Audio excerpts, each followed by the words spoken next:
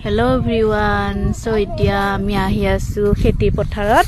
ইয়াতে আমাৰ ওয়াটাৰমেলন খেতি কৰা হৈছিল 25 বিঘা তাৰ কাৰণে আজি মিডিয়া সকল আহিছে ইন্টাৰভিউ লবৰ কাৰণে সো ভিতৰৰ পৰিবেশ দেখাম আৰু কিমান কি খৰচা গৈছিল কেনে ধৰণৰ কি কৰিছিল সকলো ক'ব আজি সো ভিডিওটো শেষলৈ চাই থাকিব